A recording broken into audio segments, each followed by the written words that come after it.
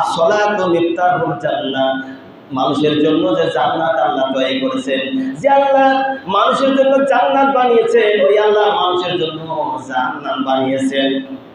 যে আল্লাহ মানুষকে সুদ খাতে নিষেধ করেছেন, ওই আল্লাহ হালাল খাতে আল্লাহ পাক নির্দেশ দিয়েছেন। যে আল্লাহ জিনা করতে মানা করেছেন, ওই আল্লাহ স্ত্রী খাতে সহবাস করতে নির্দেশ দিয়েছেন। আল্লাহু আকবার। সেই আল্লাহ রাব্বুল আলামিনকে আমরা কেন মানব না? যে আল্লাহ পৃথিবীর মানুষকে সাজিয়েছেন, মানুষকে সুন্দর করে বানিয়েছেন। লাকাদ খালাকনাল ইনসানা ফি আহসানি তাকওয়িম, এত সুন্দর করে মানুষ বানালেন। এই কারণে আল্লাহ রাব্বুল আলামিন আসসালাতু মিফতাহুল জান্নাহ, জান্নাতের মধ্যে বান্দাকে দিয়ে যুগ যুগ ধরে সেখানে থাকবে একটা শান্তির জায়গা, যেখানে শান্তি নেই, মারামারি নেই, কাটাকাটি হানাহানি নেই, মানুষের মধ্যে কোনো রকমের দ্বন্দ্ব নাই। এই দ্বন্দ্ববিহীন জায়গা আমার আল্লাহ রাব্বুল আলামিন পরকালে তৈরি করে রেখে দিয়েছে। বলি সুবহানাল্লাহ। দুনিয়া যত দ্বন্দ্ব, দুনিয়া গত তারিখে যে কথা বলতেছিলাম, ইমাম হুসাইন রাদিয়াল্লাহু তাআলা আনহু, ইমাম হাসান রাদিয়াল্লাহু তাআলা আনহু, দুই ভাই জীবিত। এমত অবস্থায় আলী রাদিয়াল্লাহু তাআলা আনহু যখন এই পৃথিবী থেকে বিদায় হয়ে চলে গেলেন, বাতিলদের আঘাতে শহীদ হয়ে গেলেন। শুহাদায়ে আলী রাদিয়াল্লাহু আনহু শহীদ হওয়ার পরে হযরতে ইমাম হাসান রাদিয়াল্লাহু আনহুকে খেলাফতের দায়িত্ব দেওয়া হলো। এই খেলাফতের দায়িত্ব যখন ইমাম হাসান রাদিয়াল্লাহু আনহুকে দেওয়া হয়, তখন ইমাম হাসান রাদিয়াল্লাহু আনহু খেলাফতের দায়িত্ব সম্ভবত 3 মাস মতন উনি পালন করলেন। এর মধ্যে চতুর্দিক থেকে বাতিলেরা বিভিন্ন রকমের হুমকি ধমকি ভয় দিতে দেওয়া শুরু করল। শেষ পর্যন্ত মুয়াবিয়া, রাসূলের একজন জলিলুল কদর সাহাবী, এই মুয়াবিয়া রাদিয়াল্লাহু আনহু তিনি খেলাফতের দায়িত্ব নিলেন। যেভাবে নিলেন, তবে নেওয়ার সময় ইমাম হাসান রাদিয়াল্লাহু আনহু বললেন, মদিনায় মুনাওয়ারা যে কর আসবে, অর্থ সম্পদের যে একটা অ্যামাউন্ট আসবে, এর থেকে কিছু বন্টন আমাদের মাঝে করতে হবে। কেননা ইমাম হুসাইন রাদিয়াল্লাহু আনহু একদিন অজ্ঞাত কোন একটা খেজুর মুখে দিয়েছিলেন। রাসূল বললেন, হুসাইন, মুখ থেকে খেজুর বের করে দাও, এই খেজুর খাওয়া আমাদের জন্য জায়েজ নাই। ছোট্ট হুসাইন 5 বছর বয়স কেবল পেরিয়ে 6 বছরে পদার্পণ করেছে। ইমাম হুসাইন মুখ থেকে খেজুর ফেলে দিলেন। হযরতে হাসান রাদিয়াল্লাহু আনহু রাসূলের কাছ থেকে নামাজের সমস্ত মাসলা মাসাইল, ওযুর মাসলা মাসাইল তার নানা জানার কাছ থেকে সমস্ত শিক্ষা গ্রহণ করেছিলেন এবং এও শিক্ষা দিয়েছিলেন, বাতিল যদি কোনো কথা বলে, বাতিলের কথা উৎখাত করিয়ে হক এবং ন্যায্য কথা জমিনে প্রতিষ্ঠিত করার জন্য নিজের জীবন যদি বিলা করে দেওয়াও লাগে, দিতে হবে, তবুও আল্লাহর দ্বীন বিজয় কায়েম করতে হবে। এই যে নানা ভাইয়ের একটা কথা মনে রেখেছেন, রাখার পরিপ্রেক্ষিতে হযরতে আলী রাদিয়াল্লাহু আনহু শহীদের পরে ইমাম হাসান রাদিয়াল্লাহু আনহু খেলাফতের দায়িত্ব নিলেন। ইমাম হাসানের থেকে মুয়াবিয়া রাদিয়াল্লাহু আনহু দায়িত্ব নিলেন, যেভাবে দায়িত্ব নিলেন। শর্ত যেগুলো ছিল, বড় শর্ত ছিল, মুয়াবিয়ার পরে ক্ষমতায় আসবে হাসান রাদিয়াল্লাহু আনহু, খেলাফতের দায়িত্ব নেবেন।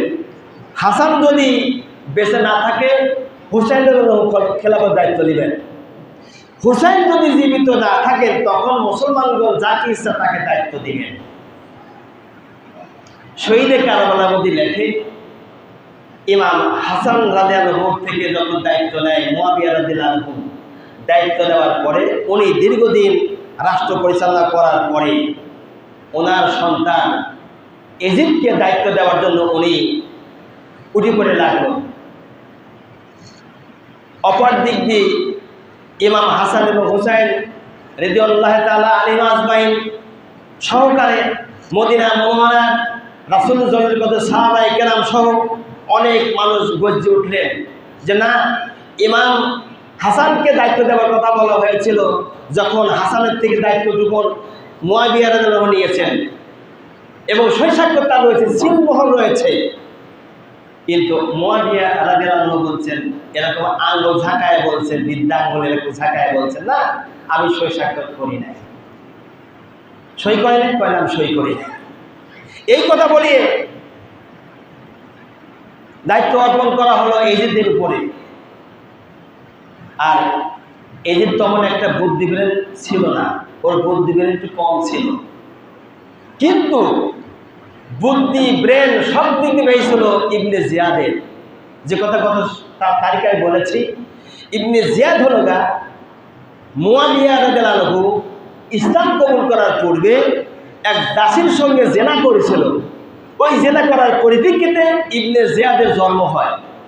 এই জন্যই ইবনে জিয়াদের জন্ম হয় যার সন্তান হিসাবে, যার কারণে রাসূলের সাহাবীর নামটা আসবে, এটা একটা চোখের সামনে খারাপ দেখায়, বলতে গেলেও খারাপ লাগে।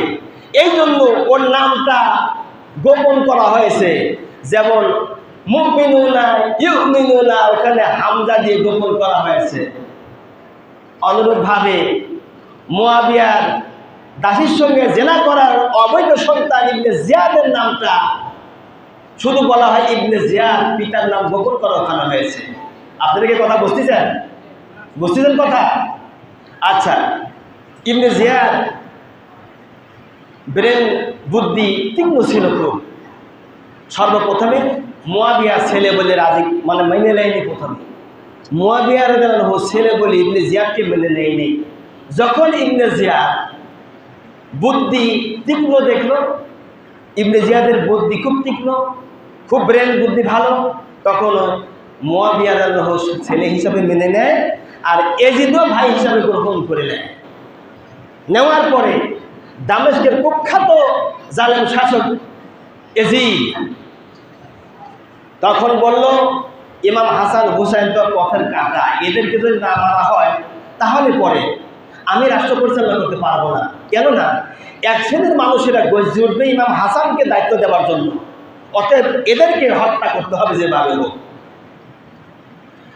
হাসান রাদিয়াল্লাহু আনহুর দ্বিতীয় স্ত্রী জায়দা শরবত বানাতে পারত ভালো। এক ডাইনি কুটনি বলেছিল, এই কুটনি বলেছিল, অত্যন্ত জাদুকারও ছিল সে। এজিদের পক্ষ থেকে খবর আসলো, কুটনি বড়িকে দাওয়াত দিল, গেল। কুটনি বড়ি যাওয়ার পরে এজিদ বলতেছেন, তুমি যদি হাসানকে মারতে পারো বিষ প্রয়োগের মাধ্যমে, তাহলে তোমার অনেক উপঢৌকন পুরস্কার আছে। আর হাসানের স্ত্রীকে বলবা, সে যদি তার স্বামীকে মারতে পারে সে রাজদরবারে রানী হয়ে থাকবে আমার এখানে, এই কথাটা জানা দিও তার দ্বিতীয় স্ত্রীকে। বলেছিল খাটো। অনেক মানুষ বলে খাটো মানুষ রসুলের দুশমন না। রসুলের দুশমন সকলেই না, নবীর দুশমন খাটো মানুষ, এটা বলা যাবে না। খাটো ছিল বুড়ি, এটা ঠিক, কিন্তু রসুলের দুশমন ও একাই না, কত খাটো মানুষ ছিল অত্যন্ত সুন্দর। রসুলের জুলজুল কদর সাহাবী, এমন এমন কোন সাহাবী ছিল, যেমন ইবনে মাসউদ রাদিয়াল্লাহু আনহুর পাও ছিল ছোট্ট। খেজুর গাছে যখন বই উঠতে খেজুর পাড়ার জন্য সাহাবায়ে কেরাম হাসতেন। রসুল বলতেন, ও সাহাবায়ে কেরাম, ইবনে মাসউদের ছোট্ট পাও দেখে, খাটো মানুষ দেখে তোমরা হাসিও না। কিয়ামতের দিন মুসিবতের সময় ওদের পাহাড়ের চাইতে ইবনে মাসউদের পায়ের ওজন আমার আল্লাহ বাড়ায়া দিবে।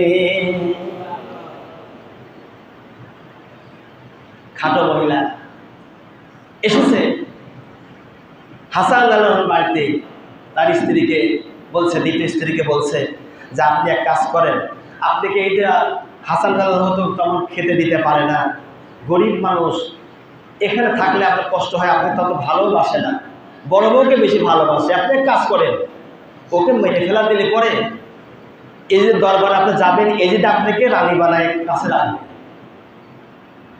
কি করে মারবো? আরে মারার বুদ্ধি আপনার, বলার দায়িত্ব আমার। আমি আপনাকে যে বলছি এটাই করুন, তাহলে আপনার জীবনের সুখ বয়ে আসবে। হাসান রাদিয়াল্লাহু আনহুর স্ত্রী বলে যে হ্যাঁ আমি মারতে পারবো, আমার শরবত খায় আমার স্বামী, আমার হাতে শরবত ছাড়া কারো হাতে শরবত খায় না, অতএব আমি শরবত বানায় তার ভিতরে বিষ প্রয়োগ করে মারবো। যা বলা তাই কাজ। হাসান রাদিয়াল্লাহু আনহু শরবত দিয়ে মারার জন্য শরবতের মধ্যে বিষ প্রয়োগ করে দিল। ইমাম হাসান আনহু দিনের কাজ শেষ করে দুপুর সময় আসছে, এরকম দুপুর সময় আসছে, বাড়ি আসার পরে স্ত্রীকে বলছে, স্ত্রীর শরবত দাও। ওই স্ত্রীটা শরবত দিত, স্ত্রীর শরবত বেশি ভালো সুন্দর বানাতে পারতো, তাই সেই শরবত বানাই দিত বেশি। শরবত দিয়েছে আর সাথে সাথে শরবত খেয়েছে। শরবত খাবার পরে হাসান আনহুর আস্তে আস্তে শরীরের শক্তি যেন কমে যায়, গায়ের রংটা নীল বর্ণ হয়ে যায়, সবুজ বর্ণের আকার ধারণ করলো, গায়ের রংটা সবুজ বর্ণের হয়ে গেল, জিহ্বাটা আস্তে আস্তে বেড়ে যাচ্ছে। হাসান রাদিয়াল্লাহু আনহু বলছেন, কে আসিস রে? আমার ভাই হুসাইনকে ডেকে নিয়ে আয়, আমি মনে হয় দুনিয়ায় আর থাকবো না। আমার মার দোয়া আল্লাহর দরবারে কবুল হয়ে গিয়েছে। যেদিনকে আমার মা, আমার নানা ভাই 3 দিন যাবত ধরে এলাকায় ছিল না, পাহাড়ের গর্তের ভিতরে যাইয়া উম্মতের জন্য কাঁদতেছিল। ওই দিনকে আমার মা জননী সর্বশেষে গিয়ে বলছেন, আব্বা, বড় বড় সাহাবায়ে কেরাম আসছে, আপনি মাথাটা সেজদা থেকে ওঠান নাই। আব্বা গো, আমি ফাতেমা আসছি, আপনার মা আসছি, আমার দুইটা সন্তান হাসান হুসাইনের জীবনের বিনিময়ে আপনার উম্মতকে নাজাতের ব্যবস্থা করা হবে, তবু আপনি মাথা উঁচু করেন আর কাঁদবেন না। আপনাদের কান্নায় আরশের ফেরেশতারাও কাঁদতে আছে। আল্লাহর নবী মুহাম্মদ রাসূলুল্লাহ সাল্লাল্লাহু আলাইহি সাল্লাম মাথা উঁচু করলেন, হাসান হুসাইনকে ঠোঁটে ঠোঁটে সময় খেয়ে বলেন, নানা ভাই, তোমাদের জীবনের বিনিময়ে আমার জাহান্নামী গুনাহগার উম্মতদেরকে আল্লাহ পাক মাফ করে দিলেন। ওই আসিসে ডেকে আনলে আমার ভাই হুসাইনকে, আমার মার ওই দিনকার দোয়া কবুল হয়ে গিয়েছে। যেদিনকে আমার মা আমার 2 ভাইয়ের পোশাক বানাতে পারি নাই, ওই দিনকে ছিল ঈদের দিন। সমস্ত বাচ্চারা, মদিনার যুবক যুবতীরা নতুন নতুন পোশাক পরেছিল। আমার মা ওই দিনকে আমাকে পোশাক দিতে পারি নাই। পোশাকের জন্য 2 ভাই যখন ঘরের মধ্যে কাঁদতেছিলাম, আমার মা বলছিল, বচ্চ কাঁদিও না, তোমাদের পোশাক অর্ডার করা হয়েছে, দর্জি তোমাদের পোশাক কিছুক্ষণের মধ্যে দিতে আসবে। আল্লাহ রাব্বুল আলামিন আরশে আজিম এই কথাটা মঞ্জুর করে নিয়েছেন, যার কারণে আল্লাহ রাব্বুল আলামিন ফেরেশতা পাঠা দিয়ে হযরতে ইমাম হাসানের পোশাকটা সবুজ রঙের করে দিলেন, আর ইমাম হুসাইনের পোশাকটা লাল রঙের। 2টা জামা 2 ভাইয়ের জন্য নিয়ে এসে ঘরের দরজায় হাজির হয়ে গেল মানুষরূপী ফেরেশতা। ফেরেশতা এসে করা জানলো, করা যখন নারী ঘরের ভিতর থেকে বের হয়ে আসে, হযরতে ফাতেমা বলে, কে আপনি? কয়, আমি দর্জি, 2টা পোশাক 2 ভাইয়ের জন্য এনেছি। হযরতে ফাতেমা 2টা পোশাক যখন নজর করে দেখে, একটা পোশাক সবুজ আর একটা পোশাক লাল রঙের। হযরতে ফাতেমা বললেন, এই পোশাক আমার সন্তানদের পরতে আমি দিব না। কেন না? পোশাকের ভিতরে কি যেন একটা ঘটনা লুকায়িত রয়েছে। এই পোশাক পরার আগে আমার পিতা আখির নবীকে খবর দিয়ে আমি এই পোশাক পরাবো কে পরাবো না। নবীজিকে ডাকা হলো, আল্লাহ নবী আসলেন, আসার পরে বলছেন, ভাই হাসান রে, এই সবুজ রঙের পোশাকটা তুমি পরো, তোমার জন্য এটা। আলের লাল রঙের পোশাকটা আমার হুসাইন পরবে। রাসূল গোপন কথা প্রকাশ করলেন না, যার কারণে হাসান আনহুর স্ত্রী যখন তাকে শরবতের ভিতরে বিষ প্রয়োগ করে দিল, শরবত খাওয়ার পরে ইমাম হাসানের সমস্ত শরীরটা যেন সবুজ রঙের হয়ে যায়। তিনি কাঁদতে শুরু করলো। ইতিমধ্যে হুসাইন রাদিয়াল্লাহু আনহু চলে আসলেন। ভাই হাসান, ভাই গো ভাই, কে তোমার এই অবস্থা করেছে বলো? তোমার জিহ্বাটা আঘাত বেড়ে গেছে, তোমার গায়ের রং সবুজ হয়ে গিয়েছে। আমি তাকে ছাড় দেব না, তাকে আমি দুনিয়া থেকে বিদায় করে দেব। শহীদে কারবালার মধ্যে লেখে হযরত হাসান বলেন, ভাই হুসাইন রে, কারোর দোষ নাই রে ভাই, আমার আল্লাহ আমার মার দোয়া কবুল করেছেন। তোর কি মনে নাই রে ভাই, পোশাক দুইটা দিয়ে গেল ফেরেশতা, সে মানুষরূপী ফেরেশতা। একটা পোশাক আমি সবুজটা নিয়েছিলাম আর তোর জন্য লালটা রাখা হয়েছিল। ও ভাই হুসাইন, তুই মনে রাখিস, আমি এই যে সবুজ রঙের পোশাক পরেছি তাই আমার শরীরটা সবুজ হয়েছে। আমার স্ত্রী কিছু করিস না, এটা মার দোয়া কবুল হয়েছে। নানা ভাইয়ের গুনাহগার উম্মতের জন্য আল্লাহ মাফ করে দিবেন, তাই আমাদের দুই ভাইকে জীবন দিতে হবে। ভাই হুসাইন রে, আমি থাকবো না, অল্প সময়ের মধ্যে দুনিয়া থেকে বিদায় হয়ে চলে যাও ভাই।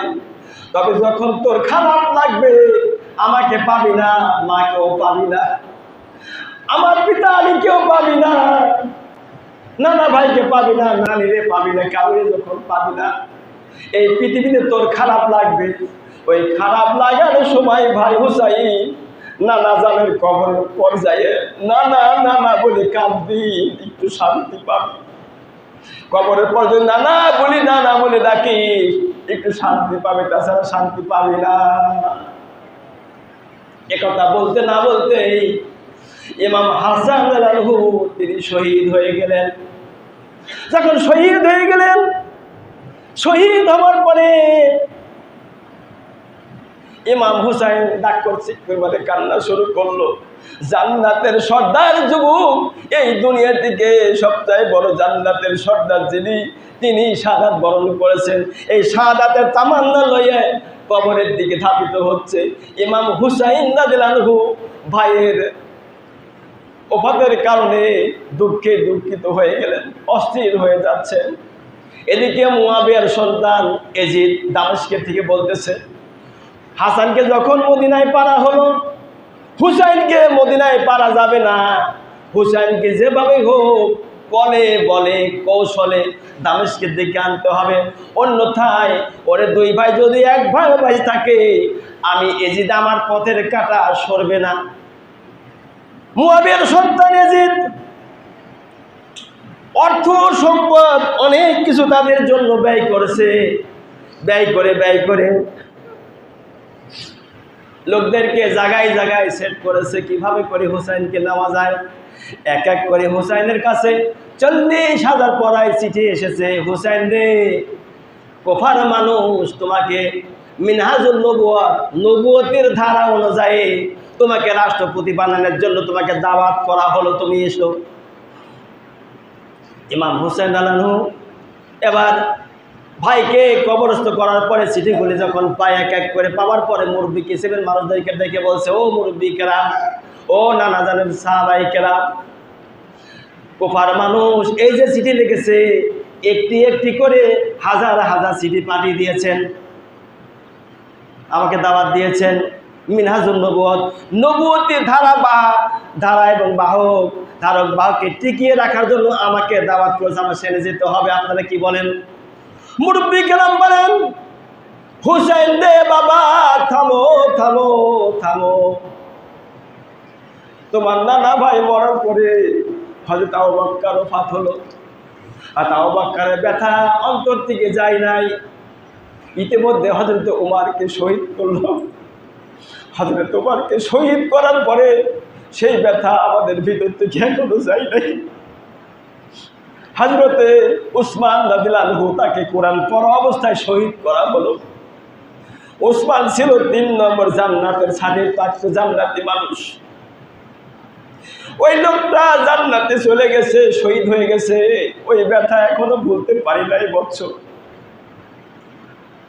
4 নম্বর তোমার পিতা হযরত আলী ইবনে আবু তালেবকে শহীদ করলো। তোমার পিতা জান্নাতের সার্টিফিকেট পায় 4 নম্বরে। জান্নাতে এক এক করে 4 জন মেহমানকে হারাইছি, আমরা সহ্য করতে পারি নাই। তারপরে আবার তোমার বড় ভাই হাসান জান্নাতের যুবকদের সর্দার, তাকেও হারিয়েছি। আমাদের কলিজার মানে না, আমরা বাঁচতে পারছি, আমাদের বড় কষ্ট হচ্ছে রে হুসাইন।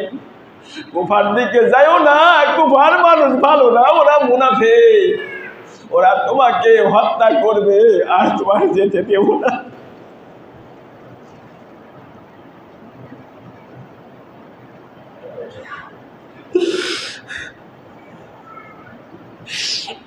ইমাম হুসাইন রাদিয়াল্লাহু বলছেন, না না, এতগুলি যখন চিঠি দিয়েছেন সবাই তো মুনাফিক হতে পারে না, কয় হুসাইন রে, তোমার বাবাকে যারা শহীদ করেছে ওরা কোনদিন ভালো হতে পারে না। শেষ পর্যন্ত সবাই মিলে একটা সিদ্ধান্ত নিয়েছেন যেন কাকে পাঠানো যায়, কাকে পাঠানো যায়। হযরতে ইমাম হুসাইন রাদিয়াল্লাহু চাচতো ভাই মুসলিম বিন আকিল রাদিয়াল্লাহুকে কুফার দিকে পাঠানো হবে। মুসলিম বিন আকিল কুফায় যাবে, যাওয়ার পরে যদি উনি চিঠি লেখে যাওয়ার জন্য, তাহলে ওটাই স্বীকৃতি হিসাবে দেব। ওই চিঠির উপরে ভিত্তি করে মদিনা থেকে কুফার দিকে পাওয়া বাড়াইব। সেই জন্য মুরব্বি কিরামদের সহযোগিতায় হযরতে ইমাম হুসাইন রাদিয়াল্লাহু তার চাচতো ভাই মুসলিম বিন আকিলকে কুফার দিকে পাঠিয়ে দিলেন, যাও ভাই, সেখানে যাও। যাওয়ার পরে যদি দেখো তোমার ওখানকার পরিবেশ পরিস্থিতি ভালো, তোমার হাতে লোকেরা বায়াত গ্রহণ করেছে, তখন তুমি পত্র লেখো। তোমার পত্রের উপরে ভিত্তি করে আমি হুসাইন মদিনার দিকে দামেস্কের দিকে আমি পাওয়া বাড়াইব, কুফার পথে ইরাকে আমি পাওয়া বাড়াইব। মুসলিম বিন আকিল রাদিয়াল্লাহু যখন যাত্রা করলেন, মুসলিম বিন আকিলের দুইটা সন্তান ছিল ছোট, একটার নাম ছিল মুহাম্মদ আর একটার নাম ছিল ইব্রাহিম। দুইটা ভাই পাশ লাগিয়ে হযরতে মুসলিম বিন আকিলের সঙ্গে রওনা করলেন কুফার দিকে। এই পর্যন্ত আলোচনা, বাকি আলোচনা এখান থেকে আগামী তারিখ হবে ইনশাল্লাহ। যে আলোচনাগুলো করলাম আল্লাহ যেন আমাদের সবাইকে আলোচনাগুলো শ্রবণ করে আমল করা আউলিয়া বানায় কবলে বলি আল্লাহুম্মা আমিন। মসজিদে আলহামদুলিল্লাহ মসজিদে 1000 টাকা দান করেছে, আল্লাহ দান কবুল করে। আমি দোয়া করা হবে ইনশাল্লাহ পরে।